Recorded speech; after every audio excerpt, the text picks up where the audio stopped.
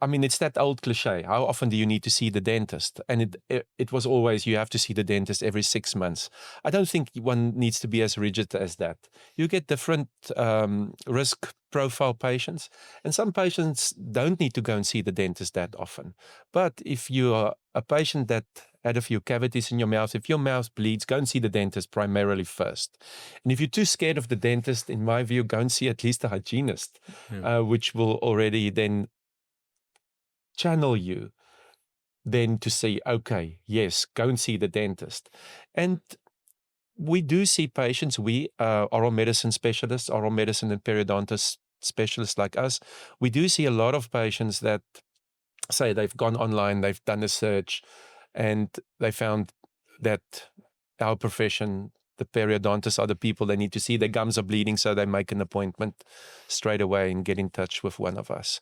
But of the patients that have gingivitis, only 10% of the population has the severe periodontal disease, which is your periodontitis. So yes, it's actually quite a large number. I mean, if you think of something that affects 10 to 15% of a population, that's a lot of people. It's a lot of people. And for you to make that diagnosis, can you see it, or is it an X-ray, or what is the how do you make the diagnosis the next step between gingivitis to periodontal disease? That is a question that I haven't thought about anybody would ask me, but that's such an important question. So we get a lot of patients that come in and they say, Doc, I've seen my dentist now for 20 years. I've gone 6 monthly, old cliche, for my checkups, and now you're telling me I'm going to lose 6 or 8 teeth and I've got severe periodontal disease. Why was it not picked up by the dentist? Why was it not picked up by the hygienist? And the reason is you have to physically go and search for it. So you don't need expensive methods to diagnose. We basically measure the space and depth of the gum around the tooth. We call it probing. Okay, it's not very pleasant, especially if your gums are sick. Then it can be sensitive. But in essence, it's a little probe or a measuring tool. Looks like a little wire with markings on it, and it's marked off in millimeters.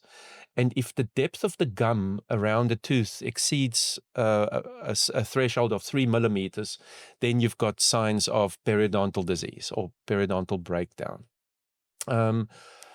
When those measurements are between 1 and 3 millimeters and the gums bleed, that's where we diagnose it as a gingivitis. But as soon as those measurements become more, it is a sign that there is already some breakdown of the soft tissue around the teeth, and then early breakdown of bone that will give you these pockets. And these pockets are basically it's the little grooves around your teeth. I mean, where you plaster floss in and where you brush your teeth. But if those grooves are shallow, you're cool. If those grooves are loose and big, they're full of bugs. They're full of bacteria. I mean, soft bacteria and the calcified ones. So you need to go and look for it. So if your dentist or hygienist doesn't pick up a measuring probe, we've got a sequence that we are taught to examine a patient. So we first do a screening on a few teeth, and if we find on those specific teeth problems, then we do what we call a full mouth periodontal probing. So every tooth is measured in 6 areas. Okay, front, middle, and back on the lips and on the tongue or palate side. So yeah, you have to measure them, and that is where a lot of periodontal disease falls through the cracks.